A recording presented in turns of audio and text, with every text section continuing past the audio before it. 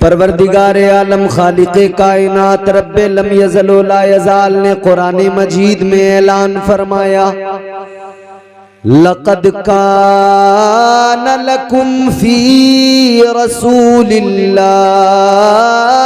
उस्वतुन हसनह। वाह वाह वाह भाई, सुभान अल्लाह। परवरदिगार आलम ने ऐलान फरमा दिया, ऐ मेरे बंदो, मेरे महबूब की जिंदगी तुम्हारे लिए नमूने अमल है। ताजदारे मदीना की जिंदगी नमूने अमल। यहां दुनिया का आलम यह है, किसी को अगर डॉक्टर बनना है तो वो डॉक्टर की जिंदगी को देखता है, डॉक्टर की जिंदगी डॉक्टर के लिए नमूना। वाह वाह वाह भाई, सुभान अल्लाह। टीचर की जिंदगी टीचर के लिए नमूना, एडवोकेट की जिंदगी एडवोकेट के लिए नमूना, जज की जिंदगी जज के लिए नमूना, किसी बिजनेसमैन की जिंदगी बिजनेसमैन के लिए नमूना, बिजनेस करने वाले के लिए नमूना। वाह भाई वाह। एक फील्ड, एक आदमी एक फील्ड में काम कर पाता है, एक ही फील्ड के लिए नमूना बन पाता है। मगर मैं कुर्बान मदीने वाले मुस्तफा पर खुदा की कसम, ताजदारे मदीना की जिंदगी टीचर के लिए भी नमूना, वकील के लिए भी नमूना, जज के लिए भी नमूने अमल, बड़े बड़े डॉक्टरों के लिए, साइंसदानों के लिए नमूने अमल, तिजारत करने वालों के लिए, बिजनेस करने वालों के लिए नमूने अमल। मेरे मुस्तफा की जिंदगी अल्लाह अल्लाह। ये तो मैंने उनकी बात की जिन्हें आज मुआशरे में जिनका स्टेटस हाई लेवल पर समझा जाता है कि ये साहब डॉक्टर साहब हैं, मास्टर साहब हैं, वकील साहब हैं, जज साहब।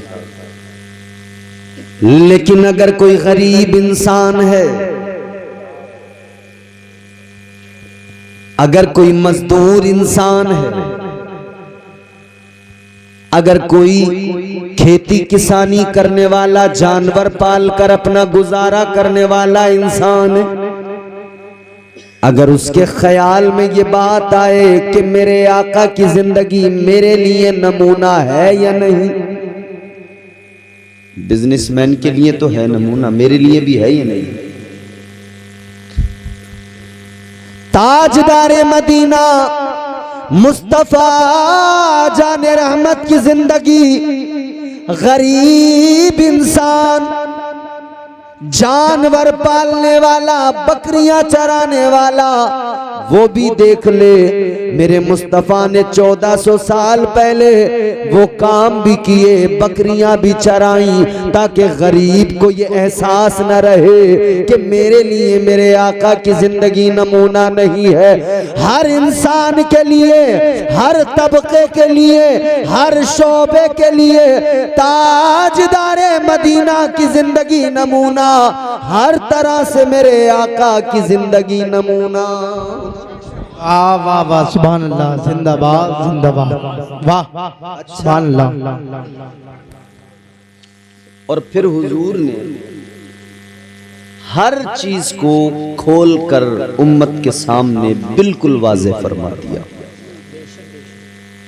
किसी के यहाँ बच्चा पैदा हो तो आपको उस वक्त करना क्या है, हुजूर ने फरमा दिया साफ। किसी के यहाँ पर किसी का इंतकाल हो तो उस वक्त करना क्या है, सब हुजूर ने फरमा दिया। अब जरा दिल लगाओ, मोहब्बत से बोलो सुभान अल्लाह सुभान अल्लाह। पैदा होने से लेकर मरने तक, कब्र में जाने तक, कब्र के मामलात, हश्र के मामलात सब हुजूर ने जाहिर फरमाए। बैठ जाएंगे, तुम तो चुप बैठ जाओ, अल्लाह की बंदी हो, हमसे ज्यादा तो तुम ही तकरीर कर रही हो। इश्क़ नबी की शम्मा दिलों में रकम करें, इश्क़ नबी की शम्मा दिलों में रकम करे। हजरत इन औरतों से कह दो जरा शोर कम करे। वाह वाह भाई वाह, क्या कहने भाई वाह, शोर कम करें। अब आप थोड़ा सा 10-15 मिनट थोड़ा सा माहौल सा बनाएंगे तो मैं भी फिर तैयार हो जाऊंगा। माशाअल्लाह भाई, क्या कहने हजरत, वाह। आओ जरा देखो मेरे मुस्तफा ने किस तरह से जिंदगी तुम्हारी मेरी आसान बनाई। वाह भाई वाह। मुस्तफा जाने रहमत ने निजामे जिंदगी अता फरमा दिया। बच्चा पैदा हो उस वक्त से लेकर मरने तक, कब्र में जाने तक, हश्र तक के मामलात हुजूर ने वाज़े फरमा दिया। उसी दरमियान में, उसी में एक कड़ी है इंसान की जिंदगी में, अहम हिस्सा है शादी। शादी, पीली टोपी वालों मेरी तरफ देखो, शादी तुम्हारी हो गई होगी तो तुम सब जानते होगे, मैं भी कुछ बातें बता रहा हूं, और नहीं हुई है तो तुम्हारे लिए दुआ, अल्लाह तुम्हारी शादी कराए। वैसे उम्मीद है कि हो ही गई होगी, बाल बच्चोदारी लग रहे हो माशाअल्लाह। अल्लाह ताला खुश रखे, जोर से बोलो सुभान अल्लाह। सुभान अल्लाह। अब देखो शादी सुन्नत है मेरे हुजूर की, निकाह करना। वाह। शादी पूरी इस तकरीब में एक ही चीज अहम है, वो है निकाह। पूरी मुकम्मल तकरीब में एक ही चीज है, निकाह। निकाह जो जरूरी चीज है। वाह। अब उसके आगे और उसके पीछे और उस वक्त में कितनी चीजें हमारे मुआशरे ने, समाज ने शामिल की हैं। एक बिचौलिया बस्ता टांगे हुए टहल रहा है, मैं रिश्ते कराता हूं। कोई रिश्ते इसलिए कराता है कि एक जोड़ी कपड़ों का जुगाड़ हो जाएगा। कोई रिश्ते इसलिए कराता है कि जरा नाश्ते और खाने का अच्छा इंतजाम कुछ दिन तक रहेगा। वाह। शहरों में हमने देखा कई रिश्ते कराने वाले थैला लेके चलते हैं, डायरी उनके पास है। और अब तो इंटरनेट पे शादियां हो रही हैं, वेबसाइट बनी हुई है, इंटरनेट पे शादियां हो रही हैं। इंटरनेट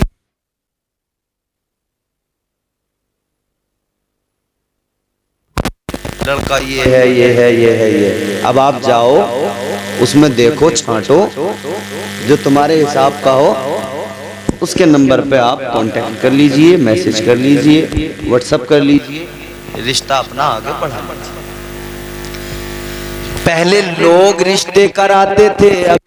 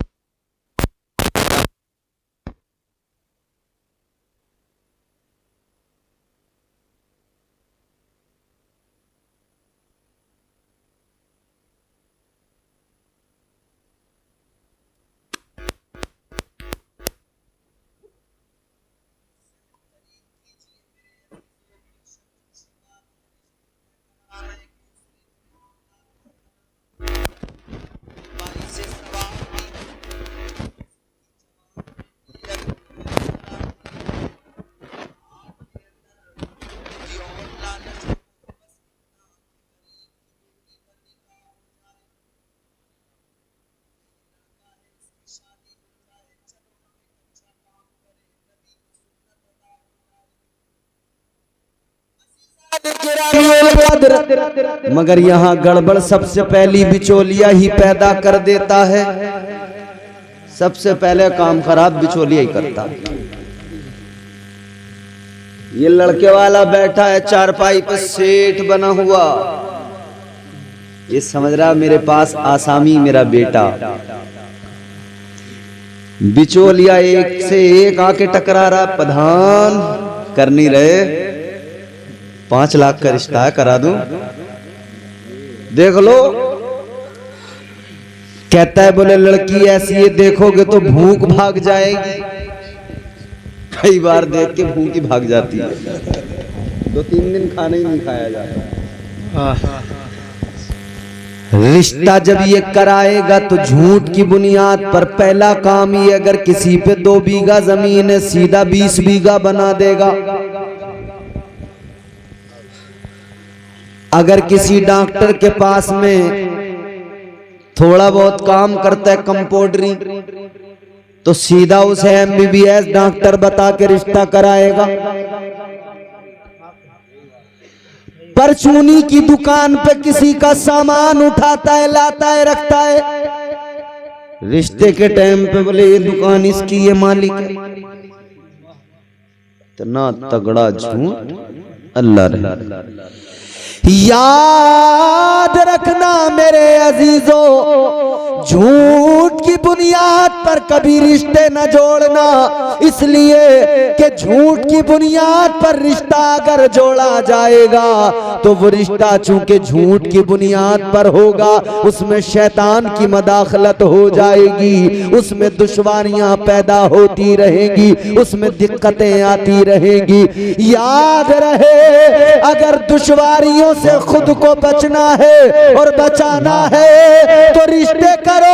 सबसे पहला काम ये करो, सच बोल के रिश्ते करो, सच बोल के रिश्ते कराओ। सच की बुनियाद पर रिश्ते करोगे, खुदा की कसम सच ऐसा जाहिर होगा, ना आज परेशानी आएगी, ना कल निकाह के बाद कोई परेशानी आएगी। नारे तकबीर, नारे रिसालत, मसलके आला हजरत, जश्ने शादी, जश्ने शादी, ख्वाजा का हिंदुस्तान, हजरत अल्लामा इम्तियाज बरकाती साहब क़िबला। नारे तकबीर, नारे रिसालत। वाह वाह वाह भाई वाह, सुभान अल्लाह, वाह। तो सच बोलकर रिश्ते करें और सच बोलकर ही रिश्ते करें।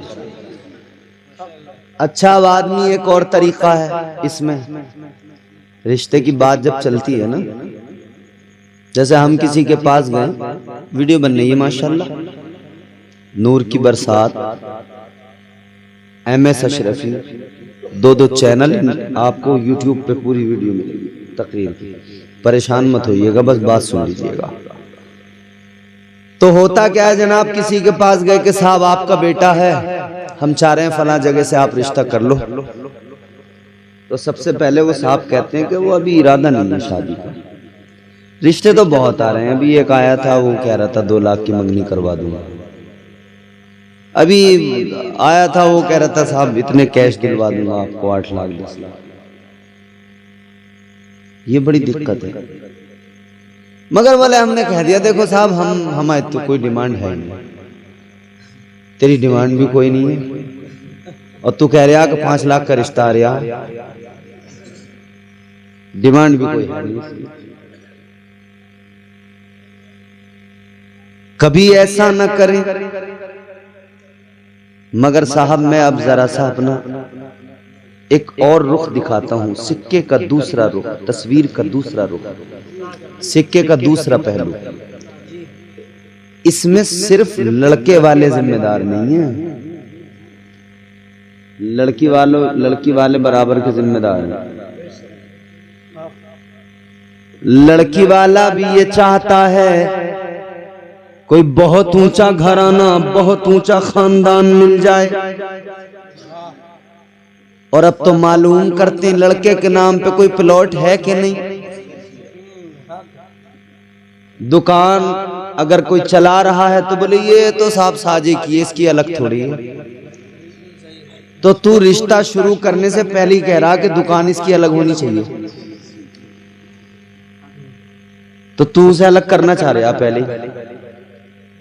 जब तू उसे सबसे जुदा करना चाहता है, काटना चाहता है, तो कल रोता क्यों है जब दूसरे लोग उसे अपने आप से जुदा करते हैं। सुभान अल्लाह।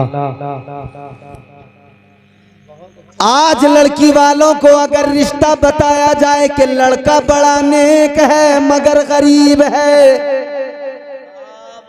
तो उसकी नेकी को नहीं देखा जाएगा, उसकी सीरत को नहीं देखा जाएगा, गरीब है तो रिश्ता ठुकरा दिया जाता है।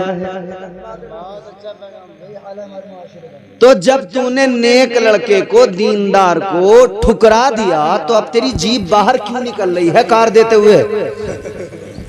दे अब। अच्छा दीनदार नेक परहेजगार तो तुझे पसंद ही नहीं आया ना, वो तेरी हैसियत का नहीं था। तुझे चाहिए इंजीनियर, डॉक्टर, MBBS, प्रोफेसर, सरकारी नौकरी वाला। तो जब तुझे सरकारी नौकरी वाला चाहिए, तू दर दर की खाक छान रहा है। अच्छे भले नेक शरीफ लड़के जो 2 वक्त की सुकून से इज्जत से कमा के खाते हैं, वो तुझे समझ में जब नहीं आते, तुझे भी अगर कानून ही चाहिए तो कानून के खजाने में डाल खजाना। भाई डालना उसमें भर। ये निकलेंगे तो इनका मिजाज चौथे आसमान पर रिश्ता करने चले हैं। मतलब लड़का तो इन्हें मिले पूरा सबसे इलाके का अमीर आदमी, और फिर रो रो के कहते हैं साहब हम क्या देंगे, हम तो बेटी दे सकते हैं। तो बेटी उसे देता ना जो गरीब शरीफ लड़का था, उसे तो तूने घास ही नहीं डाली, उसे तो तूने अपनी नजरों में कुछ समझा नहीं, जलील समझा तूने उसे। क्या जमाना आ गया संजीदगी खतरे में है, खुद नुमाई का चलन है सादगी खतरे में है, सर छुपाती फिर रही है आबरू इस दौर में, या इलाही कर मदद पाकीज़गी खतरे में है। जब से कम ज़र्फ़ों की आमद मैं कदे में हो गई, रो रहे हैं जामो मीना मैं कशी खतरे में है।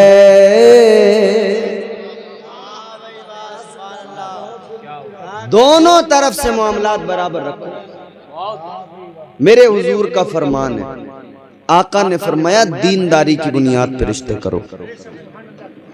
ये हुजूर ने लड़के वालों के लिए थोड़ी फरमाया, दोनों के लिए फरमाया। लड़की वाला भी लड़के बच्चे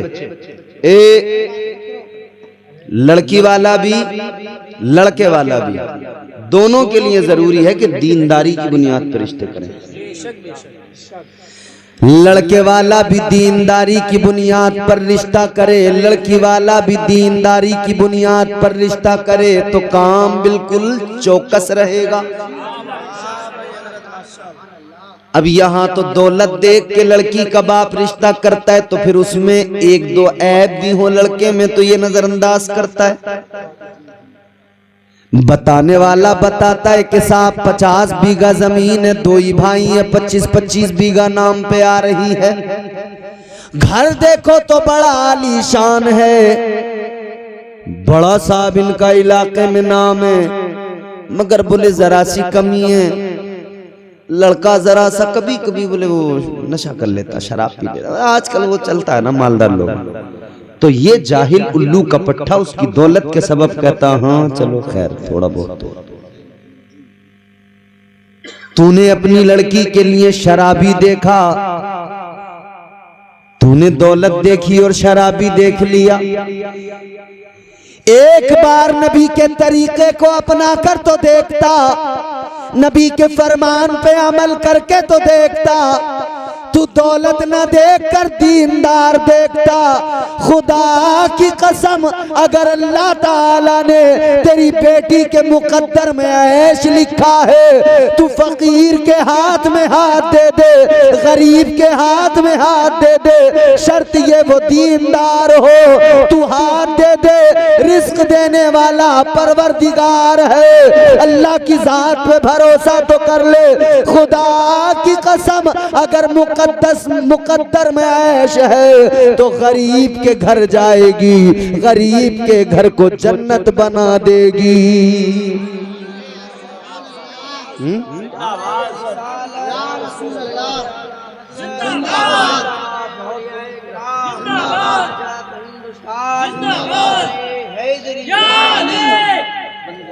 बड़े बड़े दरिया, समझ रहे हो? ठीक है कोई बात नहीं। बड़े बड़े दरिया सूख जाते हैं, बड़े बड़े दरिया सूख जाते हैं। ये दौलत हाथ का मैल है। किरदार देखो, दौलत आज है कल नहीं। करोड़ों की प्रॉपर्टी करोड़ों की जायदाद, मगर कोई जरा सा काम बिगड़ा ना, सारी की सारी बह जाती है पानी की तरह। दीनदारी की बुनियाद पर रिश्ते किया करो। अब शादी की बात चली है तो मैं आपको बताऊं, इंसान की जिंदगी में औरत की कितनी जरूरत, मर्द की जिंदगी में औरत की कितनी अहमियत और जरूरत। क्यों आखिर ये निकाह करना है, क्यों आखिर शादी करना है? इंसानियत का आगाज जहां से हुआ, शादी का आगाज भी वहीं से हुआ।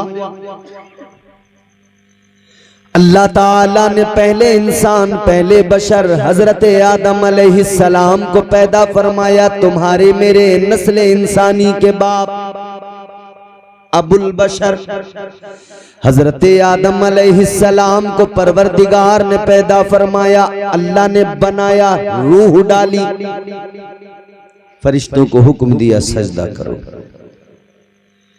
अल्लाह ने फरमाया व इज़ क़ुल्ना लिल मलाइकति सुजुदू लि आदम फसजदू इल्ला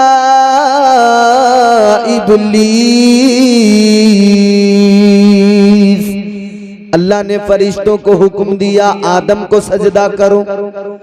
सारे फरिश्तों ने सजदा किया इल्ला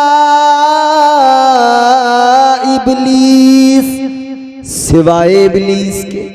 आदम ने नहीं किया। अल्लाह ने उसको मरदूद बनाया, लानत का तोक उसके गले में डाल के निकाल दिया। लेकिन इधर हजरत आदम अलैहिस्सलाम, अल्लाह ताला ने हजरत आदम को जन्नत में दाखिल फरमा दिया। हजरत आदम एक अकेले इंसान, एक अकेले बशर, कोई दूसरा इंसान नहीं। आपको दूसरी मखलूकात तो नजर आती है, अपना हम जिन्स को नजर नहीं आता, क्योंकि है ही नहीं कोई दूसरा इंसान। और जिन्स अपनी जिन्स की तरफ लौटती है, ये फितरी तकाजा है। इंसान इंसानों में ही तो रहता है, ये फितरी तकाजा है। हम जिन्स चाहिए। और हम जिन्स में भी एक चीज और है, आप सफर पे निकले अकेले हो तो आप कहते हैं यार अकेलापन अच्छा नहीं होता, एक के साथ एक कोई अगर हो तो फिर एक से भले दो, रास्ता भी आसान हो जाता है और रास्ते में फिर आपको अच्छा भी फील होता है। आप ताजमहल देखने चले जाइए अकेले, अकेले इधर उधर चारों तरफ नजर दौड़ाई, बस जी अकेले हैं तो बस देख लिया, हाँ ठीक है समझ में आ गया। इससे ज्यादा कोई आपको लुत्फ नहीं मिला। लेकिन वहीं साथ में आप दो तीन जाइए तो रास्ते में भी जाते हुए लुत्फ आएगा, सैर भी करेंगे तो वहां भी आपको अच्छा लगेगा। आप बातचीत करते रहेंगे, एक एक चीज पर तबसरा करते रहेंगे, तो जरूरी है एक से भले दो। अब हजरत आदम अलैहिस्सलाम अकेले, दूसरा कोई इंसान ही नहीं है तो जन्नत में, मगर तबीयत नहीं लग रही, अकेले अकेले।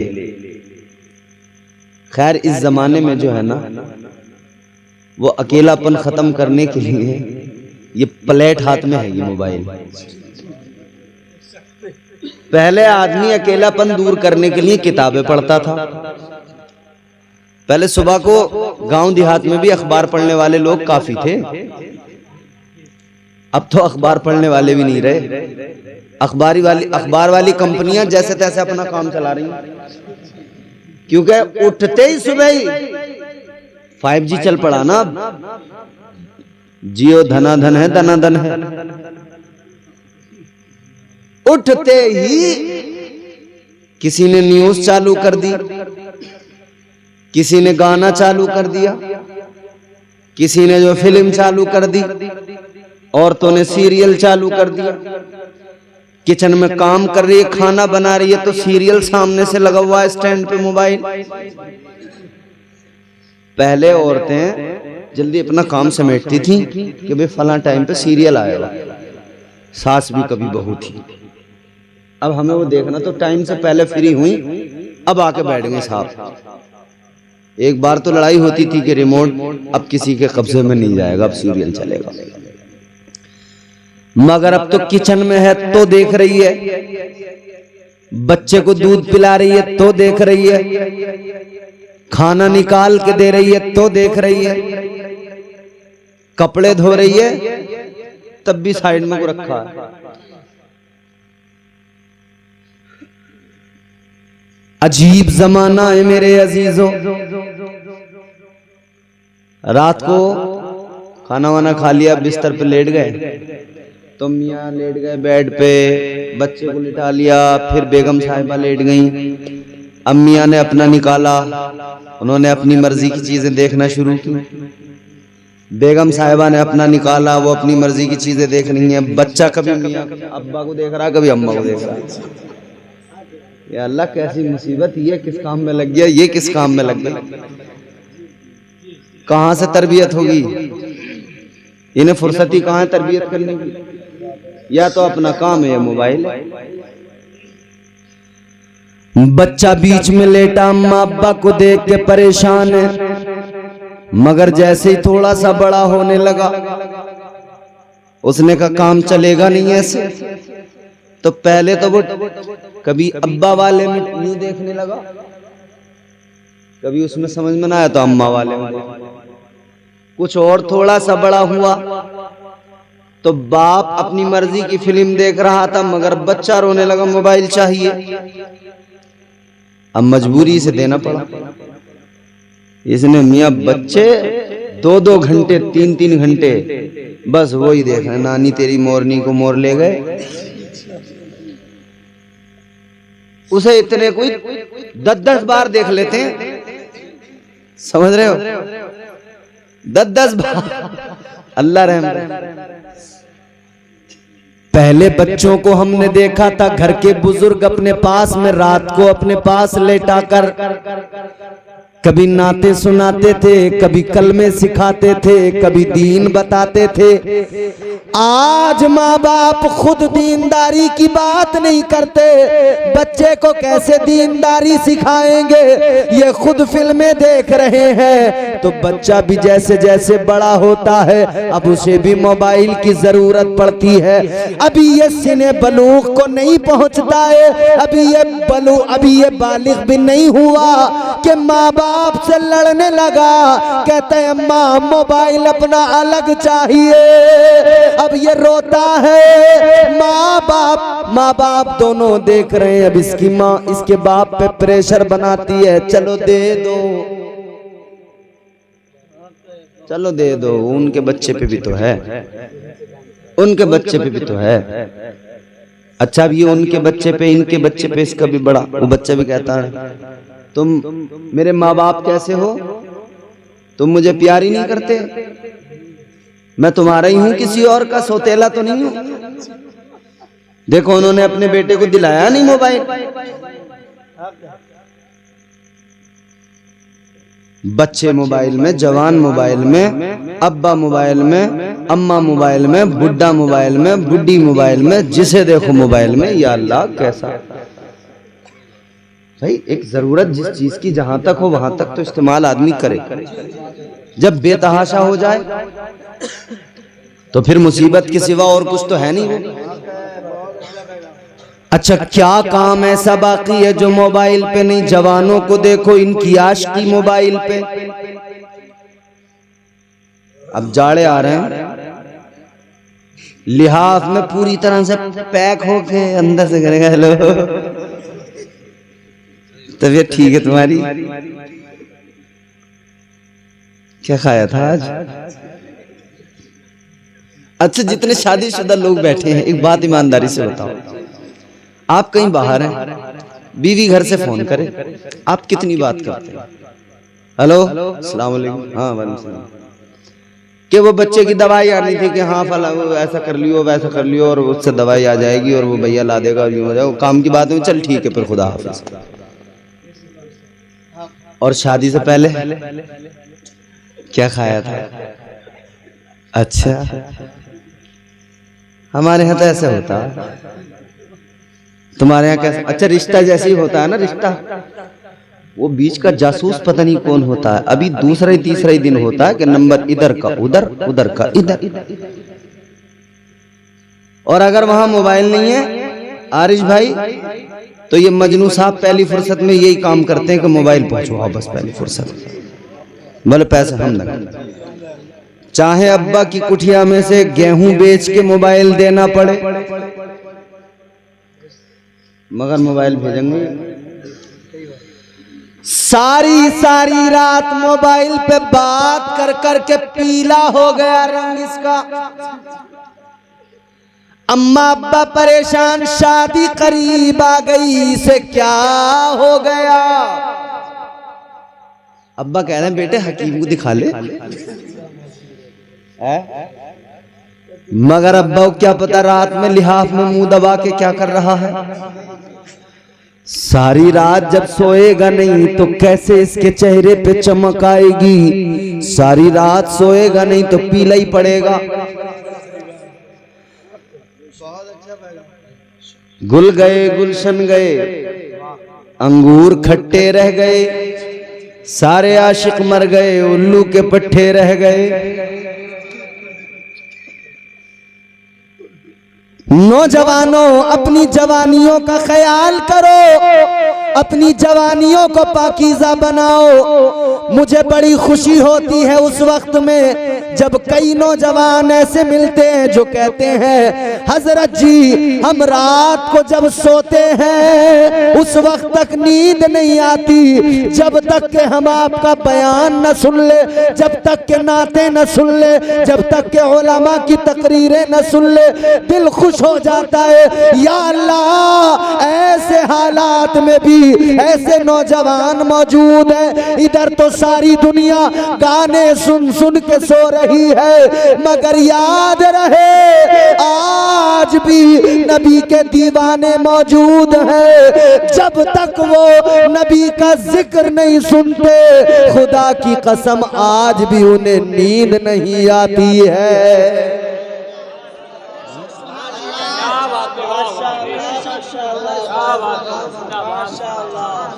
आज भी वो दीवाने हैं मौजूद,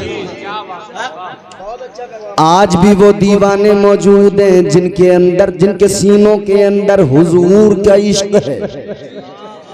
ताजदारे मदीना वाली कायनात की मोहब्बत है। खुदा की कसम ये मोहब्बत बेकरार जब करती है तो आशिक को यार का जिक्र करके और जिक्र सुन के ही सुकून मिलता है। तो हालात अब बदलते तो जा रहे हैं, मगर हम कोशिश करें कि हम अपने सीनों में हुजूर की मोहब्बत बेदार करें। नौजवान हमारे अपने सीनों में हुजूर की मोहब्बत, किसी दुनियादार का इश्क नहीं, हुजूर का इश्क अपने सीने में महफूज करो। ताजदारे मदीना वाली ये कायनात की मोहब्बत अगर एक मर्तबा सीने में आ गई, दिल के अंदर आ गई, तो देखना ये हुजूर की मोहब्बत, हुजूर का इश्क दुनिया में भी तुम्हें इज्जत दिलाएगा। कब्र में जाओगे, कब्र में भी इज्जत पाओगे, कब्र में भी ये हुजूर की मोहब्बत इज्जत दिलाएगी। और मैदान महशर में भी ये गुलामी का पट्टा जो गर्दन में है, इसी के सबब इंशाअल्लाह ताला परवाने नजात मिल जाएगा, परवाने जन्नत मिल जाएगा। अल्लाह ताला के प्यारे रसूल से मोहब्बत करो, क्योंकि मेरे इमाम ने कहा, ताजदार बरेली ने कहा, सरकार आला हजरत ने फरमाया, अल्लाह की सरताबा कदम शान है ये इंसान ही इंसान, वो इंसान है ये कुरान तो ईमान बताता है इन्हें, ईमान ये कहता है मेरी जान है ये।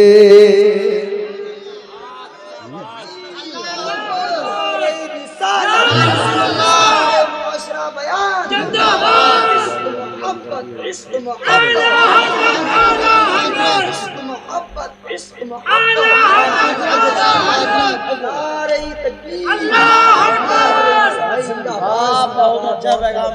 तो इंसान का मामला मैं अर्ज कर रहा था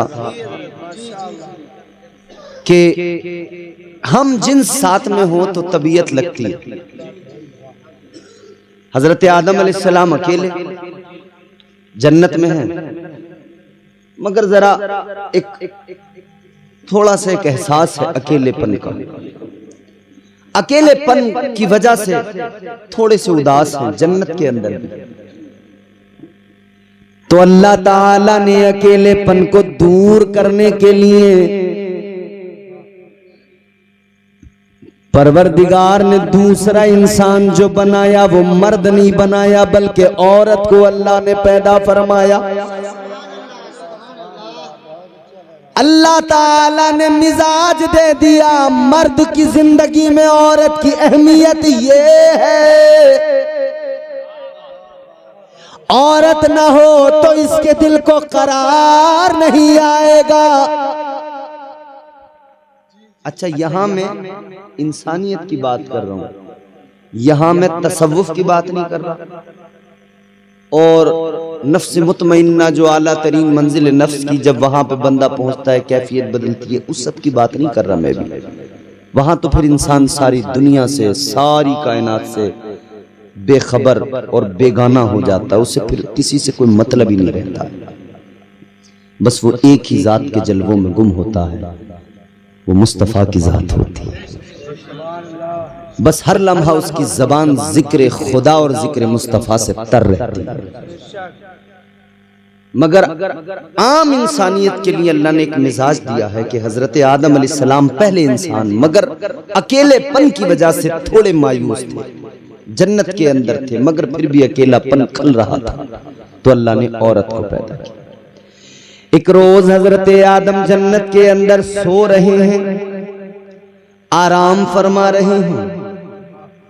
अब आंख खुली तो क्या देखा, अपने करीब एक औरत नजर आई। अल्लाह ने आपकी बाईं पसली से हजरत हव्वा को पैदा फरमा दिया। पहली औरत, दुनिया की पहली खातून को अल्लाह ने पैदा फरमा दिया। तवज्जो, अब एक जुमला आपको सुनना है बहुत सलीके से। अल्लाह ताला ने हजरत हव्वा को हजरत आदम की बाईं पसली से, आंख खुली देखा जनाबे हजरत हव्वा सामने मौजूद। आपने देखा तुम कौन? कहा मैं हव्वा औरत। किस लिए, कहां से आई? कहा अल्लाह ने आपकी बाईं पसली से मुझे पैदा फरमाया, आपके लिए पैदा फरमाया। अब तबीयत माइल हुई, दिल रागिब हुआ, चाहा के हाथ बढ़ाएं, छू कर देखें। हजरत हव्वा की तरफ जैसे ही हाथ बढ़ाने लगे, अल्लाह ने फरमाया आदम नहीं, छूना नहीं, हाथ नहीं लगाना। या अल्लाह, मेरी बाईं पसली से पैदा किया, मेरे तन्हाई को दूर करने के लिए पैदा किया, मेरे लिए पैदा किया, फिर किस लिए हाथ ना लगाऊं, किस लिए ना छूं? अल्लाह ताला ने फरमाया ए आदम, इंसानियत को मिजाज देना है, उसूल देना है, निजाम देना है, ज़ाब्ता देना है। अल्लाह ने फरमाया ऐसे ऐसे नहीं छूना, अभी हव्वा तुम पर हलाल नहीं। या अल्लाह, कैसे हलाल होंगी? अल्लाह ने फरमाया पहले हव्वा का महर अदा कर दो, फिर हव्वा तुम पे हलाल हो जाएंगी। ये कायनात की पहली शादी है। इस शादी के अंदर जो दूल्हा है वो कायनात का पहला बशर, पहला इंसान हजरत आदम अलैहिस्सलाम। जो दुल्हन है वो कायनात की पहली खातून, पहली औरत, नस्ल इंसानी की माँ हजरत हव्वा है। ये पहली शादी कायनात में। इस निकाह की तकरीब को अमल में लाना ये परवरदिगार का काम। अल्लाह अकबर कबीरा, गौर करो। परवरदिगार आलम ने जनाबे हजरत आदम को हुक्म दिया, ए आदम महर अदा करो हव्वा का। या अल्लाह मेरे पास क्या है, मैं क्या दूं हव्वा को। अल्लाह ताला ने फरमाया आदम सुनो, आपको दौलत नहीं देनी, पैसे नहीं देने, माल नहीं देना, सोना चांदी नहीं देना है। या अल्लाह क्या देना है। अल्लाह ने फरमाया ए आदम हव्वा का महर ये कि मेरे महबूब पर 10 मरतबा दुरूद पाक पढ़ दो, तुम्हारा महर अदा हो जाएगा। अल्लाह ने मिजाज दे दिया दुनिया में कयामत तक के इंसानों को, मुसलमानों को, ए इंसानियत जान ले, इंसानियत का आगाज जब हुआ है, इंसानियत को उस वक्त में आगे बढ़ाया गया है जब मुस्तफा जाने रहमत पर दुरूद पढ़ा गया है।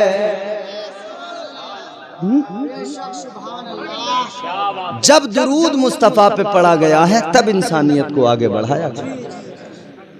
तो अल्हम्दुलिल्लाह हमारे खमीर के अंदर दुरूद मुस्तफा की बरकतें शामिल हैं। हम हजरत आदम के बिल्कुल सच्चे वफादार बेटे हैं। हमारे अंदर दुरूद पाक की बरकतें हमारे खमीर में शामिल हैं, इसीलिए हम मुस्तफा पे दुरूद पाक पढ़ा करते हैं। इसीलिए हम आका की बारगाह में दुरूद और सलाम के नजराने पेश किया करते हैं, क्योंकि हमारे खमीर में शामिल है। निकाह हो गया, महर कितना? 10 मरतबा दुरूद शरीफ मेरे मुस्तफा हुजूर की बारगाह।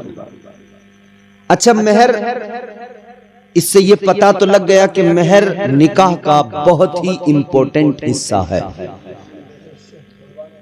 निकाह का बहुत ही अहम इंपॉर्टेंट हिस्सा है महर। सुनो नौजवानों, हमारे यहाँ मुआशरे में एक चीज और है। वो क्या है? हमारे लोग एक गलत चीज को अपने मुआशरे में जगह दिए हुए हैं कि भाई जब शादी हो ना, और जब पहली रात आप अपनी बीवी के पास जाएं तो बीवी से कह दें कि हमारा महर माफ कर दो। बोले महर माफ करा लो। और औरतें, अल्लाह माफ फरमाए, पुरानी पुरानी बुढ़ियां भी आज तक इसी बात को आगे बढ़ा रही हैं, समझ नहीं पाई। औरतें और ज्यादा जोर देती हैं ऐसी चीजों पर, बेबुनियाद बातों पर कि है लल्ला महर माफ ना करा है तूने।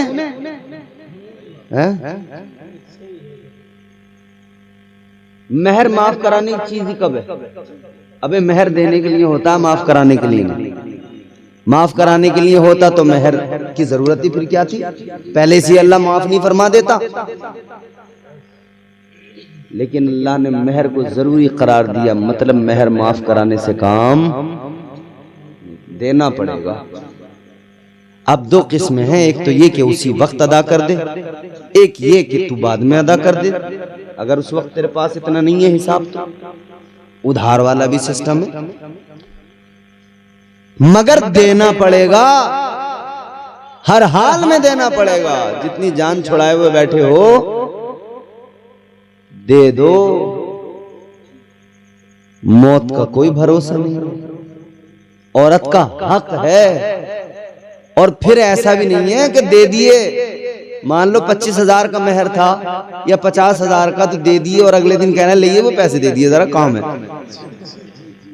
अब तुम्हारा उसमें कुछ नहीं रहा, भले तुम्हारी बीवी है वो, हर चीज में तुम बराबर के शरीक हो, मगर जो महर का पैसा तुमने दिया उसमें तुम्हारा कुछ नहीं है। वो उसकी मर्जी है, वो तुम्हें दे दे तो दे दे, वो चाहे तो उस पैसे को खाने पीने में खर्च कर दे, अपने जेवर में खर्च कर दे, अपने कपड़ों में खर्च कर दे, अपने किसी भी काम में खर्च कर ले, वो उसका हक है। अल्लाह ताला ने अच्छा एक चीज और समझे यहाँ पर लॉजिक, मर्द को अल्लाह ताला ने हाकिम बनाया। अल्लाह ताला ने कुरान मजीद में फरमाया अर्रिजालु क़व्वामूना अलन निसा,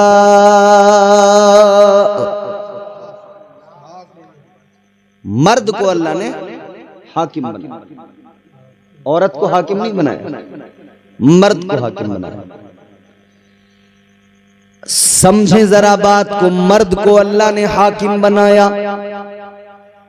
यहां पर एक गलतफहमी और दूर की जाए, कोई दुनियादार इंसान इस्लाम पर आजकल होता है ना उंगली उठाते, याद रहे अल्लाह ने औरत के लिए मर्द को हाकिम तो बनाया है, मगर सुल्तान नहीं बनाया, बादशाह नहीं बनाया।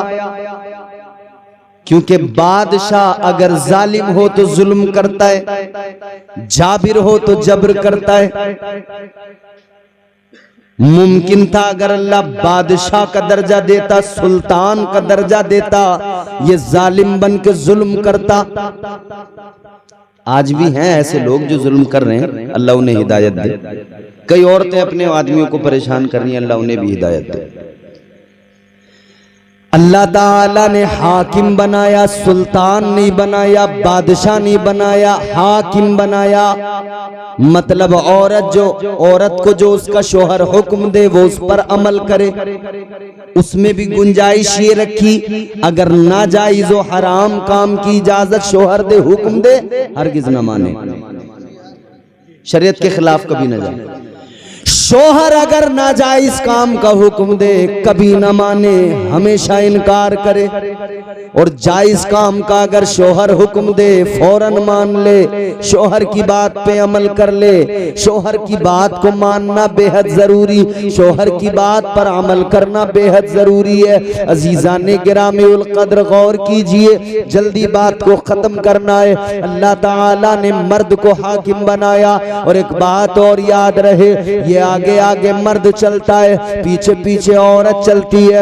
आज दुनिया की लिबरल औरतें चीख रही हैं, आज दुनिया की लिबरल औरतें प्रोटेस्ट कर रही हैं, कहती हैं हमें बराबरी का दर्जा चाहिए। आजकल तो महिला प्रधान मुल्क बनाए जा रहे हैं। अजीजा ने गिरामीउल कद्र, हम दुनिया को सोशल मीडिया के जरिए बताना चाहते हैं, ऐ दुनिया वालों अच्छी तरह जान लो, इस्लाम ने ही औरत को सबसे उम्दा, सबसे बेहतरीन, सबसे ज्यादा पावरफुल बनाया। सबसे ज्यादा इज्जत तो इस्लाम ने ही दी। इस्लाम ने अगर मर्द को आगे चलाया, औरत को पीछे, तो इसलिए नहीं कि ये उसका कोई बादशाह आगे चल रहा है, ये उसका कोई सुल्तान है, नहीं नहीं, बल्कि एक मर्द आगे आगे चलता है, दुनिया को ये बताता जाता है, ऐ दुनिया वालों खबरदार खबरदार, ये जो मेरे पीछे चल रही है ये मेरे घर की इज्जत है, ये मेरी बीवी है, ये मेरी बहन है, ये मेरी माँ है, ये मेरी बेटी है। याद रखना, मेरे घर की इज्जत पर गलत नजर न डालना, इसलिए कि ये पीछे जरूर है, मैं आगे जरूर हूँ। इसका बादशाह नहीं बल्कि इसका सिपाही बन के आगे आगे चल रहा हूँ, इसका मुहाफिज बन के आगे आगे चल रहा हूँ, मैं इसका बॉडीगार्ड बन के इसके आगे आगे इसलिए चल रहा हूँ कि दुनिया जान ले, अगर कोई मेरे घर की इज्जत पर गलत नजर डालेगा तो आगे मैं हूँ, पहले उसे मुझसे मुकाबला करना पड़ेगा। पहले मैं हूँ, औरतें भी जान ले, शोहर जो आगे है इसलिए नहीं है। ये कई औरतें समझ रही हैं कि ये तो हमें साहब ऐसा नहीं, औरत को अल्लाह ने बिल्कुल कितना सिक्योर किया है, किस दर्जा सिक्योर किया है, किस दर्जा अल्लाह ने सिक्योरिटी दी है। एक औरत की जिंदगी देखो ना, भाई उसका सिक्योरिटी गार्ड, शोहर उसका सिक्योरिटी गार्ड, बाप वो भी सिक्योरिटी गार्ड, आप देखें तो जरा, बेटा वो भी सिक्योरिटी गार्ड। आजकल हमारे यहाँ नेता, अभिनेता, इनकी बड़ी सिक्योरिटी होती है ना। और तो अपनी किस्मतों पे नाज करो, अल्लाह ताला ने तुम्हें हर तरह से महफूज किया है। तुम्हारी सिक्योरिटी किस दर्जा अल्लाह ने फर्स्ट प्रायोरिटी तुम्हारी सिक्योरिटी को दी है। मगर औरतें भी आजकल इन चीजों को नहीं समझ पा रही, जबकि बहुत जरूरी चीज है, बहुत समझने वाली। तो अल्लाह ताला ने महर बहुत जरूरी है, माफ कराने से अल्लाह ने हाकिम बनाया। क्या तुमने देखा है कोई हाकिम के सामने रियाया तो हाथ जोड़ती है, मगर कभी हाकिम रियाया के सामने रो रो के कहे कि मुझे माफ कर दो, ये उसकी शाया निशान है। तो माफ कराने वाली चीज नहीं। जल्दी सुने और आगे एक दो बातें इसमें मैं आपके सामने रख दूं, फरमाइश भी सुनेंगे आपकी, करेंगे मुझे याद है। ऐसा है कि एक मामला, ये बड़ी तकलीफ दे बात होती है महफिल में कि उन्वान कोई होता है, उसमें दरमियान में बिल्कुल ही अलग मौजू की कोई फरमाइश हो जाए तो फिर वो उन्वान बदलना बड़ा दुश्वार हो जाता है। लेकिन फिर भी आपकी फरमाइश का मुझे ख्याल है, मैं जरूर इंशाअल्लाह इख्तिसार के साथ बोलूंगा। थोड़ा सा और मैं इस उन्वान को आगे बढ़ा दूं। औरत महर जरूरी चीज। अब यहां पर एक चीज मैं और बता दूं आपको, अल्लाह ताला ने औरत को पैदा कहां पर फरमाया? जन्नत में। कहां? बोलो, जन्नत में। अल्लाह ताला ने हजरत औरत को जन्नत में पैदा फरमाया, लेकिन क्यों? वजह, मर्द को तो अल्लाह ने जन्नत में पैदा नहीं किया। पहले बशर, पहले आदमी हजरत आदम है ना, अल्लाह ने उन्हें तो जन्नत में पैदा नहीं किया, लेकिन औरत को अल्लाह ने जन्नत में ही पैदा किया। क्यों? मुफस्सिरीन इकराम फरमाते हैं कि इसमें कई वजूहात हैं। एक दो बातें आपके सामने करके बात आगे बढ़ा दूं जल्दी। अल्लाह ताला ने औरत को जन्नत के अंदर पैदा फरमाया। मुफस्सिरीन इकराम फरमाते हैं कई वजूहात हैं। एक वजह तो ये कि अल्लाह ने औरत को जन्नत में पैदा किया, मिजाज दिया, औरत की आंख खुले, जन्नत नजर आए। औरत सबसे पहले अगर देखे तो जन्नत की रानाइयां देखे, जन्नत का हुस्न देखे, जन्नत का आराम देखे, जन्नत का सुकून देखे। आँख खुले तो सबसे पहले इसे जन्नत नजर आए, जन्नत के बागात नजर आए, जन्नत का सुकून नजर आए, जन्नत का चैन नजर आए। फरमाया गया अल्लाह ताला ने औरत को मिजाज दिया, ऐ औरत तुझे जन्नत में पैदा किया गया है, जन्नत को देख ले, जन्नत के सुकून और इत्मीनान और चैन को देख ले, इस सुकून वाली जिंदगी को मुशाहिदा कर ले, देख ले, जन्नत के नजारे देख ले, जन्नत का हुस्न देख ले, जन्नत की सजावट देख ले, जन्नत की सफाई देख ले, जन्नत की रौनकें देख ले।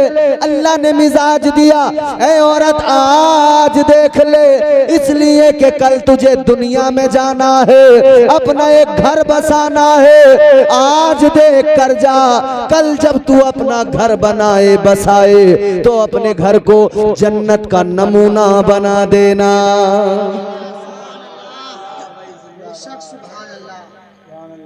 और ये बात है, औरत अगर अच्छी हो ना तो घर जन्नत का नमूना ही बन जाता है। मगर आजकल घरों की हालत ये, घर जन्नत का नमूना नहीं कुछ और ही नजर आ रहा है।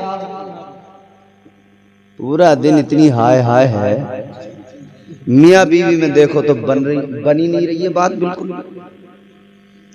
सास बहू में देखो उनमें झगड़ा, नंद भावज में झगड़ा, देवर भावज में नहीं बन रही, एक दूसरे को दुश्मन की नजर से देख रहे।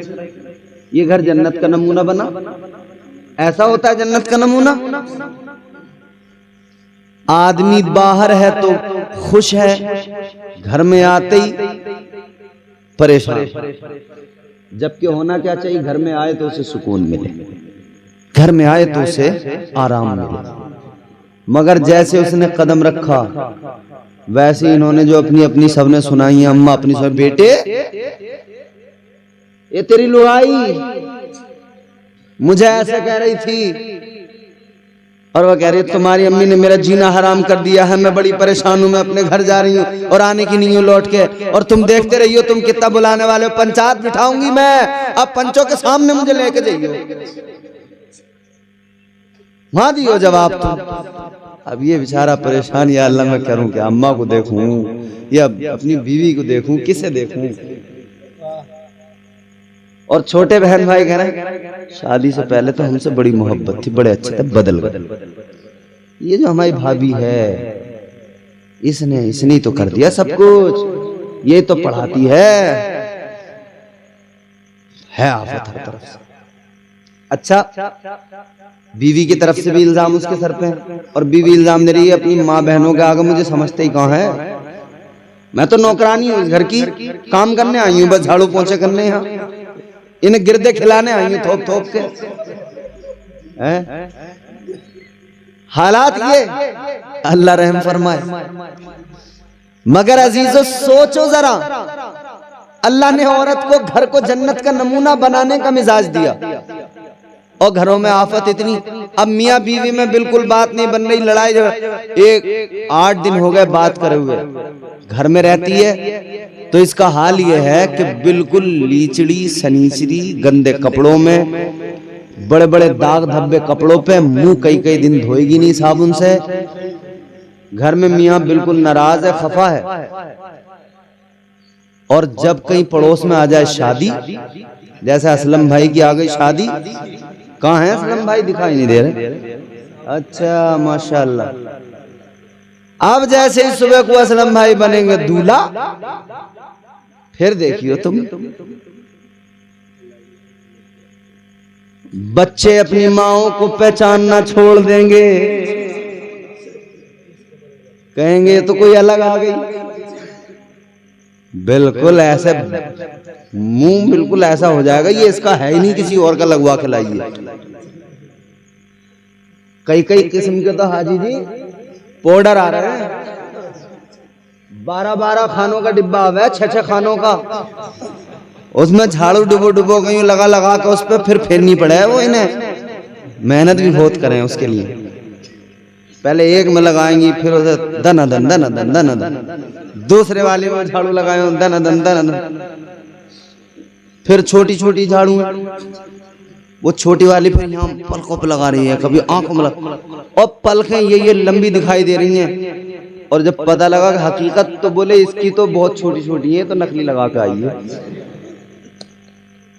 सज संवर के तैयार होके बाल लहराती हुई जो निकली ना घर से, तो मोहल्ले वाले देख रहे हैं, अरे भाभी तो देखो, भाभी बड़ी अच्छी हो रही है। अल्लाह अकबर अल्लाह। घर में मियाँ नाराज है, मोहल्ला पूरा उससे राजी, ये शर्म की बात। शोहर नाराज, मोहल्ला राजी, सब कह रहे चच्ची तो बड़ी अच्छी,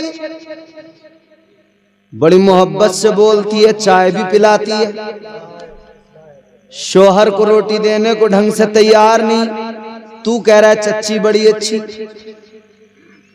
इस चच्ची ने उसका चच्चा का जीना हराम कर दिया, उस चच्चा पे भी कभी तरस खा। याद रहे मेरी माए बहनें भी अपनी जिंदगी को जरा गौर से देखे,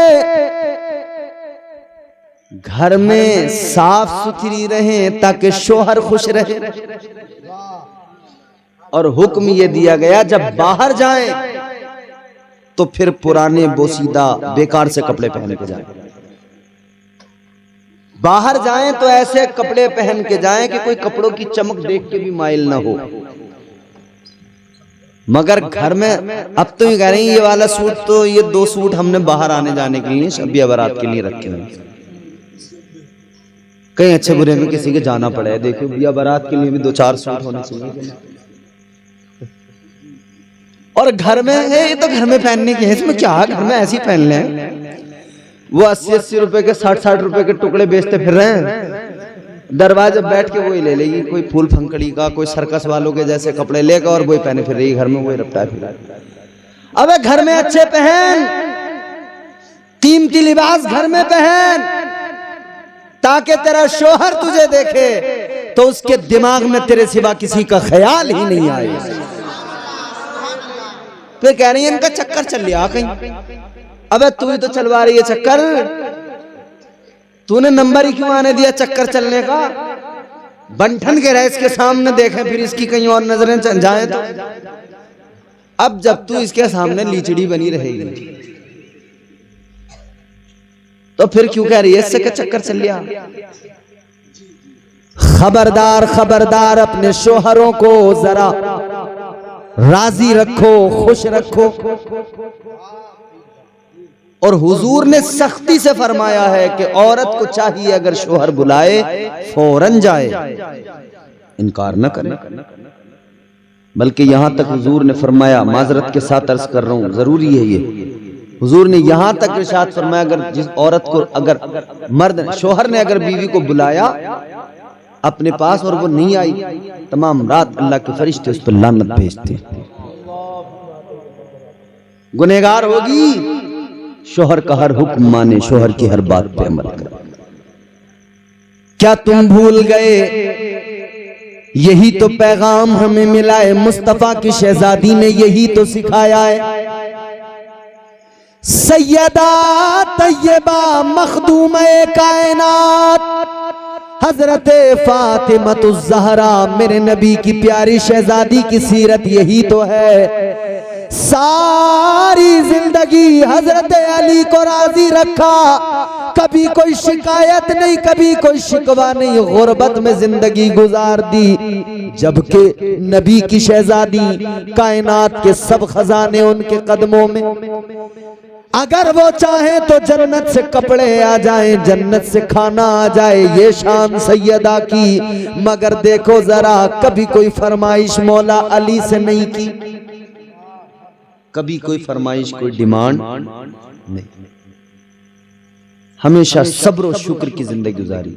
सैयदा की जिंदगी का एक आखिरी दिन है, सैयदा बीमार है, मखदूम कायनात हजरत अली मुर्तजा की आंखों में आंसू है, मियां बीवी के दरमियान बातचीत हो रही है। सैयदा ने रो के कहा था अली मैं रुखसत होने वाली। हजरत फातिमा कहती है अली मैं दुनिया से जाने वाली हूं, मगर मुझे तुमसे 3 बातें करनी है। अली ने रो के कहा फातिमा बीच रास्ते में मुझे छोड़ के जा रही हो, जिंदगी के सफर में बीच राह में मुझे छोड़ के जा रही हो। सैयदा ने कहा अली मेरी बातें सुन लो जल्दी। हजरत अली फरमाते जी बोलो सैयदा। खातून जन्नत मखदूमे कायनात कहती हैं अली मेरी जिंदगी में मेरे हयात रहते मुस्तफा जाने रहमत ने तुम्हें दूसरे निकाह की इजाजत नहीं दी। हालांकि आम मुसलमान को 4 निकाह की आजादी है, शरीयत में इजाजत है, मगर यहाँ एक गलत फहमी दूर कर लो, ऐसा नहीं है कि हर किसी को इजाजत है। एक का खर्चा उठाया नहीं जा रहा, 4 निकाह करने की फिक्र में लग रहा। उस सूरत में कुरान ने कहा अगर तुम अदल कर सको, इंसाफ कर सको चारों में, मतलब चारों के जरूरियात, उनके खर्चे एक जैसे, कपड़े हो तो चारों के लिए एक जैसे, खाना पीना चारों का एक जैसा। इस महंगाई के दौर में रेंट बाहर आ जाएगी निकल के। 4 करने की जो फिक्र में लगे हुए हो ना, वो एक पाकिस्तानी मौलवी वो बार-बार 4 की बात बताता, 4 कर लो 4, वो कहता लेके भाग जाओ, बहुत डुगडुगी बजा रहा है वो मदारी, बस 4 करो। अबे उल्लू के पट्टे 4 पे तो जोर दे रहा है, ये भी तू देख कि लोगों का इतना कब्जा, इतनी हैसियत भी है। 4 के खर्चे भी उठा, 1 के खर्चे तो उठाए ना जा रहे, 1 का खर्चा तो उठाया ना जा रहा, समझ रहे हो। 1 अगर सही करके सोने का हार मांग लेना तो नानी याद आ जाती है, वही दिलवाया नहीं जाता। अभी दिलवाया क्या है, पत्ते दिलवाए 7-7 ग्राम के, देख जरा जो 33-40 ग्राम के 100 ग्राम का हार है, दिलवा तुझे नानी याद आ जाएगी, 4 करेगा। पत्ते दिलवा दिलवा के 4 करेगा हैं? 2-2 ग्राम की अंगूठियों में 4 करेगा। इतना कर जितना तू संभाल सके, क्यों अपनी जिंदगी को मुश्किलों में डाल रहा है? हाँ, अगर अल्लाह ने नवाजा है, तेरे पास दौलत है, तुझे इख्तियार है, तुझे इजाजत है शरीयत की तरफ से, कर ले। मगर याद रहे, दूसरी अगर कर ली, 2 कर ली या 3 या 4, अगर किसी भी मामले में अगर ऊंच नीच हो गई तो कयामत के दिन वो खाल तेरी उधेड़ी जाएगी। हक तलफी नहीं हो जाए, हक तलफी का याद रखना। हक तलफी अगर हो गई तो फिर खैर नहीं है। तो निकाह करने से पहले ना, जितना अच्छा इंसान का एक मैंने किसी आदमी की जबान से बात सुनी, वो कह रहा था कि इंसान का मामला भी अजीब है। मर्द का वो शादी और अज़दवाजी जिंदगी से जब कई वजूहात के सबब तंग आ जाता है, परेशान होता है, तो उस परेशानी के आलम में भी ये मर्द का दिमाग है, शादी से, अज़दवाजी जिंदगी से, बीवी से परेशान है, तंग है, मगर फिर भी उसके दिमाग में दूसरी शादी का ख्याल आता। यानी पहली वाली से अगर तंग है तो उसके और कोई रास्ता नहीं सूझता उसे, बोले यार इससे बहुत परेशान हूं, दूसरी करूंगा। यानी फिर भी शादी का ही ख्याल आता है इसे आदमी। अबे एक में तेरा ये हाल हो गया तो पहले अपने आप पे तरस खा ले, पहले अपने आप पे तरस खा ले। करो इजाजत है 4 की, मगर ये याद रखना इंसाफ करना है, अदल करना है। कुरान में अल्लाह ने फरमा दिया है, अगर इंसाफ कर सको, अदल कर सको, तब 4 करना, वरना एक ही बेहतर है, उसी के हुकूक अदा करते रहो। मौला अली से मेरे नबी की शहजादी सैयदा मखदूम-ए कायनात कहती हैं, अली आपको मेरे आका ने दूसरे निकाह की इजाजत नहीं दी कभी भी, मगर आज मैं कहती हूं मेरे दुनिया से जाने के बाद में अली इजाजत है, आप दूसरा निकाह कर लेना, दूसरी शादी कर लेना। सैयदा रो के कहती है, अली शादी तो कर लेना, मगर इतना ख्याल रखना उस औरत से निकाह करना जो मेरे बच्चों से प्यार करे, जो हसन और हुसैन से प्यार करे।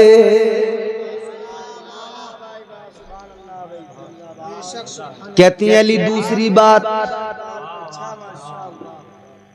कहती है दूसरी बात अली ये कि तुम अपनी बीवी के साथ रहना, आराम से खुशी खुशी जिंदगी गुजारना, लेकिन कभी कभी मेरे बच्चों से भी, हसन और हुसैन से, ए अली कभी कभी मेरे बच्चों को प्यार करके सीने से लगा के उनसे भी मालूम कर लिया करना, बच्चों तुम्हें अम्मी की याद तो नहीं आती है, तुम्हें फातिमा तो याद नहीं आती है। अब तीसरी इंपॉर्टेंट बात मेरी माए बहने गांठ बांध लें, बहुत ही इंपॉर्टेंट बात। मौला अली से जनाबे सैयदा फातिमा कहती हैं, ए अली एक आखिरी जरूरी बात। यूं सैयदा ने अपनी चादर को फैलाया, झोली बनाई, कहती है अली कभी जिंदगी में मैंने आपसे कुछ नहीं मांगा। अली मैंने कोई डिमांड की? अली की आंखों में आंसू, नहीं फातिमा कुछ नहीं मांगा। सैयदा रो के कहती है अली मैंने आज तक कुछ नहीं मांगा, कोई डिमांड नहीं की, मगर अली आज मैं मांग रही हूं, आज मेरी एक आपसे गुजारिश है, क्या आप मुझे दोगे? मौला अली रो रहे हैं, कहते हैं फातिमा मांगो, अली जरूर देगा, अगर जान भी मांगोगे, जान भी मांगोगी तो अली हंसते हंसते अपनी जान दे देगा। अब सैयदा ने क्या मांगा, क्या मांगा? नबी के शहजादे, किस चीज की कमी थी सैयदा के लिए? क्या मांगा? खातून जन्नत सैयद-ए कायनात, मखदूम-ए कायनात, मलका-ए कायनात। सैयदा फातिमा ने मांगा तो क्या मांगा, झोली फैला के कहती है अली 2 जुमले मांग रही हूं, 2 लफ्ज मांग रही हूं, मेरी झोली में डाल दो ताकि मैं इनको लेकर कब्र में चली जाऊं। क्या? सैयदा रो के कहती हैं अली 2 लफ्ज मांग रही हूं, बस इतना कह दो कि मेरे साथ जो जिंदगी गुजरी है अली, तुम इस सारी जिंदगी में मुझसे राजी हो गए हो।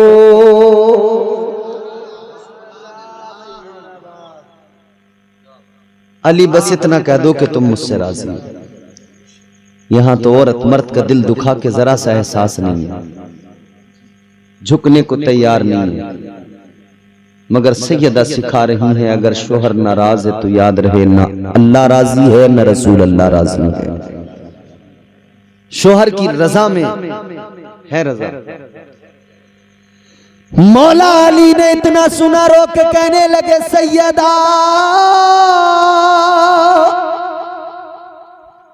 ऐ मखदूमा कैसी बात करती हो,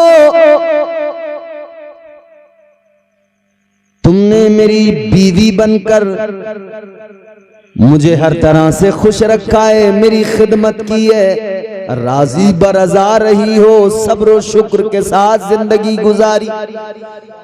मौला अली कहते हैं फातिमा मैं भी तुमसे राजी, और उधर मजार में मुस्तफा भी तुमसे राजी, और मुस्तफा का हमारा खुदा भी तुमसे राजी। फिर उन्हीं के बेटे सैयदा-ए कायनात की नस्ल, उन्हीं के शहजादे इस्लाम की तबलीग के लिए हिंदुस्तान आए। 4-5 मिनट में इनकी फरमाइश मुकम्मल करता हूं। वही नस्ल है मुस्तफा की जिसके लिए मेरे इमाम ने कहा या रसूल अल्लाह तेरी नस्ल पाक में है बच्चा बच्चा नूर का, तू है ऐने नूर, तेरा सब घराना नूर का। शहजादे सैयदा के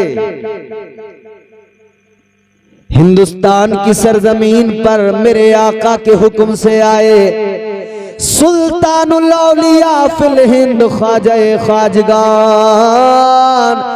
बादशाह हिंदुस्तान हजरत ख्वाजा गरीब नवाज हजरत मोइनुद्दीन हसन चिश्ती संजरी। हम पे यादें हैं वजीरों में गिने जाते हैं, चिश्तिया दर के फकीरों में गिने जाते हैं। जब से ख्वाजा ने इनायत की नजर डाली है, कांच के टुकड़े थे हीरों में गिने जाते हैं। सरकार गरीब नवाज ने हिंदुस्तान में आके इस्लाम का परचम बुलंद किया है, इस्लाम का झंडा लहरा दिया, मगर जब आए ना तो यहां पे क्या था, क्या था यहाँ? हर तरफ जिधर देखिए बुत कदे ही थे, टन टन टना टन। समझ जाएंगे आप, क्योंकि मामला बड़ा गंभीर है। सामने को नजर जाती है तो कुछ है, इधर नजर आती है तो कुछ है। क्या था पूरे मुल्क के अंदर यही तो था, मगर आए मेरे ख्वाजा 90 लाख लोगों को ख्वाजा ने कलमा पढ़ाया, मुसलमान बनाया, अपनी हुकूमत कायम की, उस वक्त कायम की, आज भी बाकी है। ख्वाजा की हुकूमत सुबह कयामत तक रहेगी, इसलिए कि ख्वाजा ने जमीन के टुकड़े पर हुकूमत नहीं बल्कि लोगों के दिलों पे हुकूमत की है। कलंदरों की हुकूमत ऐसी होती है, उजले कपड़ों में सिकंदर हो जरूरी तो नहीं,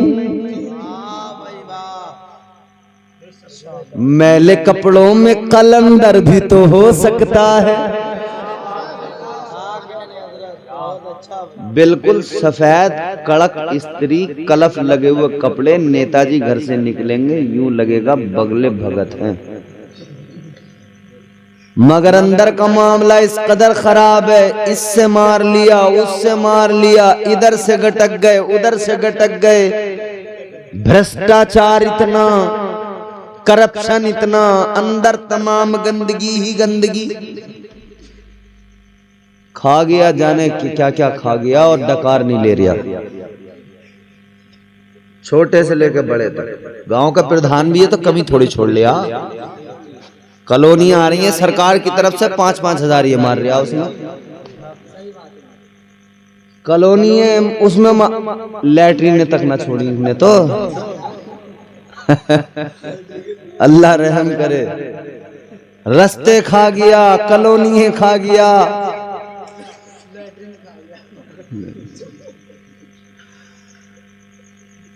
खा गए डकार भी नहीं, तो कपड़े सफेद होना इंसान के अच्छे होने की अलामत नहीं। अंदर से अगर अच्छा है, कपड़े चमकदार हुए तो क्या हुआ, अगर किरदार गंदा है तो आदमी गंदा ही कहलाएगा। उजले कपड़ों में सिकंदर हो जरूरी तो नहीं, मैले कपड़ों में कलंदर भी तो हो सकता है। जिस भिखारी को हिकारत से पुकारा तूने, उसके कासे में समंदर भी तो हो सकता है।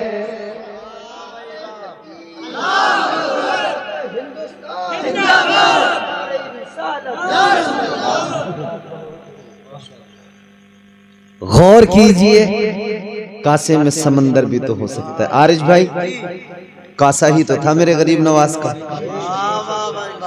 सरकार गरीब नवाज का कासा था, खुद नहीं गए थे गुलाम को भेजा था, जाओ जाओ जाकर अना सागर से कहना ख्वाजा ने बुलाया है। गुलाम ने जाकर कहा चल अना सागर। ख्वाजा ने बुलाया, हुकूमत इसे कहते हैं। कह दिया चल ख्वाजा ने बुलाया है। सारा ना सागर का पानी सिमट कर मेरे गरीब नवाज के कासे में आ गया। दुनिया को पता लग गया कलंदरों की हुकूमत ऐसी होती है।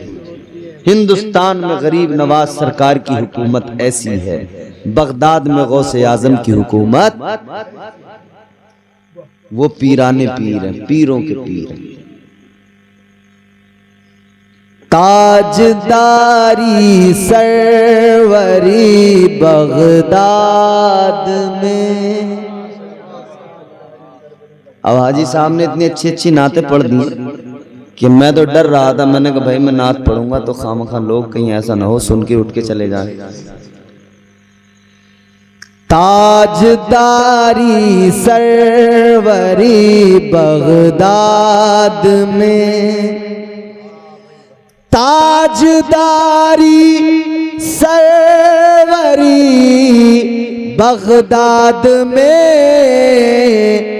सर झुकाए है खड़ी बगदाद में, सर झुकाए है खड़ी बगदाद में। ताजदारी सरवरी बगदाद में।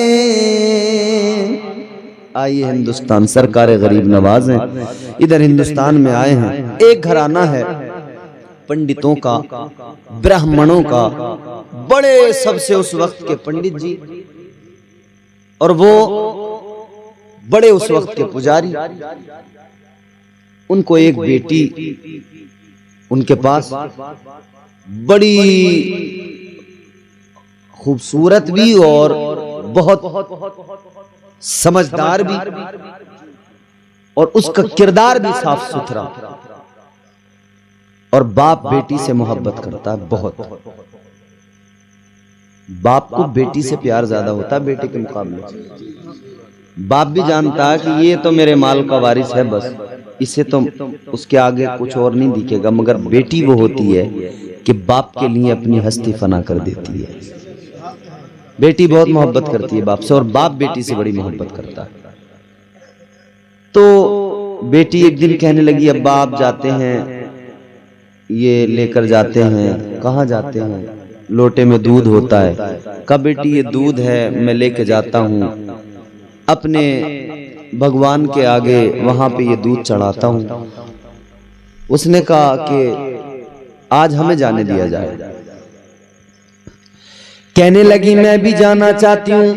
कहा ठीक है जाओ। लोटे में दूध लिया, चली गई। ये समझती थी शायद पिलाया जाता है, इसे पता नहीं था कि बहाया जाता है। ये लेकर गई, जाकर कहने लगी है मेरे माबूद तेरे लिए लाई हूं, पी ले। मगर वो क्या पी ले?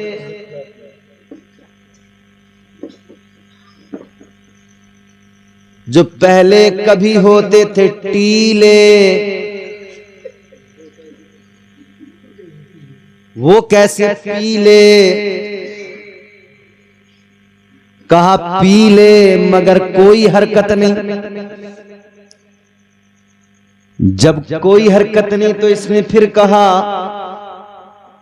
मेरा बाप जब आता है इसी लोटे में दूध लेकर, तो वो खाली करके लेके जाता है, तुझे ही चढ़ा के पिला के जाता है। तुम मैं भी लाई हूं, इसे भी पी। उसे पता नहीं था कि असल में करना क्या होता है। एक बार कहा, दो बार कहा, तीन बार कहा, जब कोई रिस्पॉन्स नहीं मिला, उसने कहा अगर तू नहीं पिएगा तो तेरे चरणों में सर पटक पटक के जान दे दूंगी। अब इसने सर पटकना शुरू किया, पत्थर पे सर मारती है, कहती है पी ले। सर मारती है, नहीं पिएगा तो मर जाऊंगी, मगर पिला के जाऊंगी। पत्थर पे सर मारा है, खून निकला, फिर सर मारा तो एक हाथ नूरानी आ गया, सर उस हाथ पे आकर रुका। इसने सर उठा के देखा, हाथ जिसका है वो चेहरा भी बड़ा नूरानी है।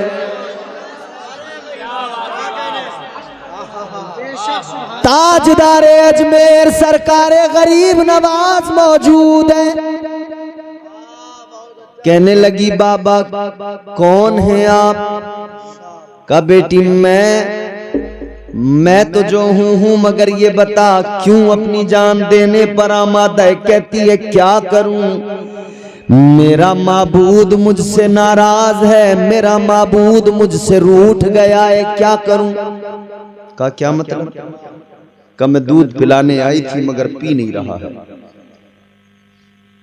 तो सरकारे गरीब नवाज ने फरमाया कि अगर ये नहीं पिएगा तो तू जान दे देगी। कहा अगर ये नहीं पिएगा तो मैं जान दे दूंगी। तो सरकारे गरीब नवाज ने फरमाया हम सुन्नियों के ख्वाजा हिंदुस्तान के राजा ने फरमाया तेरी टेंशन बस इतनी तो है कि दूध पिलाना है। कहा का चलिए पी लेगा। बोल दो सुभान अल्लाह।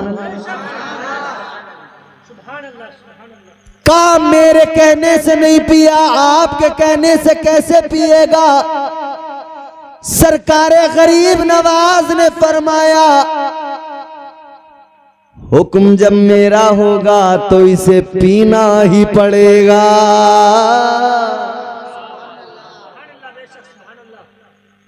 का तू अफसर पटकना छोड़। सरकारे ख्वाजा गरीब नवाज ने फरमाया ऐ पत्थर के माबूद, ये दूध लाई है, पीता क्यों नहीं, उठा ले पी ले। एक बार फरमाया कोई हरकत नहीं, दोबारा फरमाया कोई हरकत नहीं, तीसरी बार ख्वाजा गरीब नवाज ने फरमाया पी ले वरना याद रख ले मैं मुस्तफा का नवासा मोइनुद्दीन हूं। इतना फरमाना था,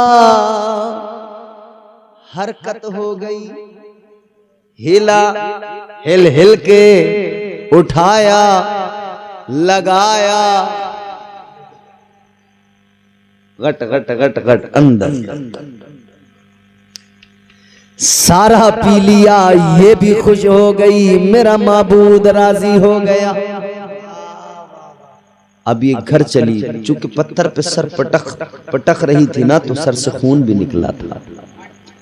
जब ये जा रही थी रास्ते में किसी ने देखा, देख के उसने सोचा हमारे फला पुजारी जी इतने बड़े, उनकी बेटी है और सर से खून निकल रहा है और घर की तरफ जा रही है। तो फिक्र हुई कि इसके साथ कोई हादसा तो नहीं हो गया, फिक्र हुई कि कहीं ऐसा तो नहीं कि किसी ने इस पे कोई ज्यादती कर दी, किसी ने कोई इसके साथ। एक ने देखा, दो ने देखा, तीन ने, चार ने, लोग देखते गए, इसी गलतफहमी का शिकार होते गए कि आज शायद इसकी पाक दामनी पे धब्बा लग गया। सब इसके पीछे पीछे पहुंच गए पुजारी जी के मकान पे। कहा क्या हुआ तेरे साथ, किसने की जियादती? कहने लगी ऐसा तो कुछ भी नहीं हुआ। अब लोग मानने को तैयार नहीं, कहते नहीं ये छुपा रही है, हुआ कुछ न कुछ है गलत। जमाने का ऐसा ही चलन है आजकल, सच्चाई पता नहीं होती है, इल्जाम किसी पे भी लगा देते हैं, तोहमतें लगा देते हैं। और अजीब दस्तूर है यार जमाने का, गरीब कुछ करता भी नहीं है तब उस पे इल्जाम लग जाता है, मालदार बड़े बड़े कांड कर देता है, लोग फिर भी उसके गुनाहों को, उसके ऐबों को छुपाने में लग जाते हैं।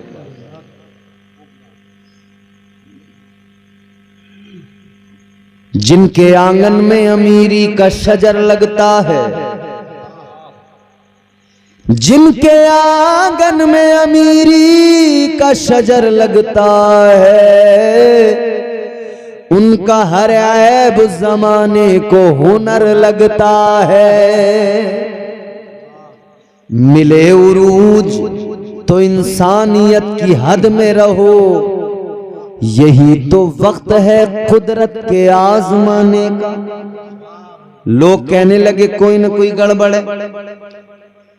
पूछा क्या बात, 2-3 मिनट हो रहे हैं बस, फिर हम साथ ही चलेंगे। बता दे क्या बात है। कहने लगी कुछ भी नहीं। पंडित जी को बुलाया, कहा देखो पंडित जी कुछ बताती तो नहीं है, मगर हालात तो ऐसे ही हैं कि कुछ न कुछ मामला है, शायद किसी ने ज्यादती की है। बाप ने जब देखा कि बेटी के दामन पे एक धब्बा, एक दाग लगने वाला है, बदनामी और रुसवाई का डर, आंखों में आंसू आ गए। कहा बेटी सच बता दे हुआ क्या है। बेटी ने कहा अब्बा कुछ भी नहीं हुआ। दूध लेकर गई थी, वो पीता नहीं था, तो मैंने भी कसम खाई थी सर पटक के जान दे दूंगी। मैंने पत्थर पे 2-4 बार सर मारा, ये वही खून है। सब हैरान। कहा फिर बेटी क्या हुआ? कहा फिर मैंने दूध पिला दिया। कहा उसने पी लिया? कहा। अब लोगों को और ज्यादा शक हो गया कि भाई पत्थर का कोई माबूद, पत्थर की मूर्ति कैसे दूध पी लेगी। उन्होंने कहा झूठ बोलती है। पंडित जी भी हैरान, कह रहे रोज जाता हूं, कभी मैंने ऐसा नहीं हुआ कि पिला दिया हो, तूने कैसे पिला दिया। कहने लगे अगर तूने एक मर्तबा दूध पिला दिया है तो क्या दोबारा भी पिला सकती है? कहा चलो मेरे साथ, अभी चलती हूं, पिला के दिखाऊंगी। ये आगे आगे दूध का लोटा लेके, लोग पीछे पीछे पहुंच गए उसी मंदिर में। इसने लोटा दूध का रखा और कहने लगी, ऐ मेरे माबूद, ये दूध लाई हूं, पी ले। मगर कोई हरकत नहीं।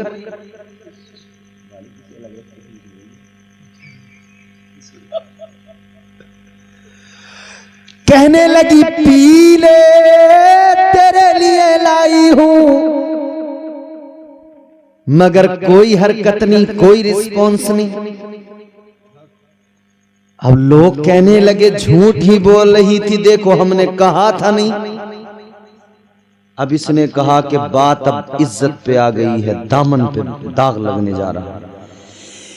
ये थोड़ी गमगीन भी हुई मगर कहने लगी, ए पत्थर के माबूद सुन ले, अगर नहीं पिएगा तो याद रख, वही बाबा जो पिला कर गए थे उनको बुला लूंगी। इतना कहना था, फिर दोबारा इसमें हरकत हुई, फिर इसने दोबारा दूध पी लिया।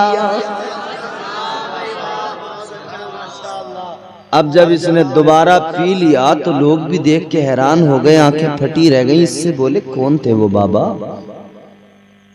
वो तो इससे भी ज्यादा ताकतवर हैं कि उनका नाम सुन के मूर्ति में कम से कम इतनी जान आ गई कि उसने दूध पी लिया। कहाँ है जानती है? का जानती तो नहीं, कि कहाँ मिलेंगे? कहा मैंने जाते हुए तो देखा था इस तरफ। का चलो सारे उसी रास्ते पर चले। आगे जब चलते गए तो क्या देखा, मेरे गरीब नवाज सरकार इबादत में मसरूफ। बारगाहे गरीब नवाज में सारे पहुंच गए, सर झुका दिया।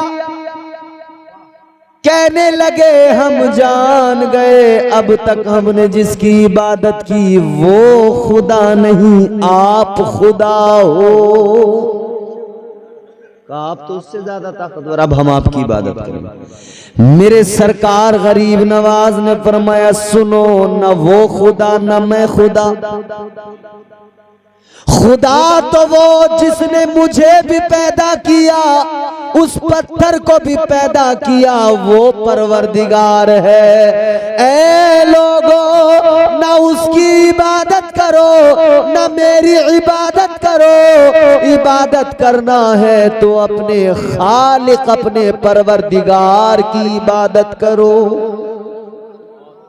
ये तौहीद का परचम लहराया है गरीब नवाज ने। सब ने कलमा पढ़ा, मुसलमान हो गए। अल्लाह इस गुफ्तगू की गलतियां मुआफ फरमाए। उधर ख्वाजा ने कलमा पढ़ाया, आप भी कलमा पढ़ो, ला इलाहा इल्लल्लाह मुहम्मदुर रसूलुल्लाह व मा अलैना इल्लल बलाग। अस्सलामु अलैकुम।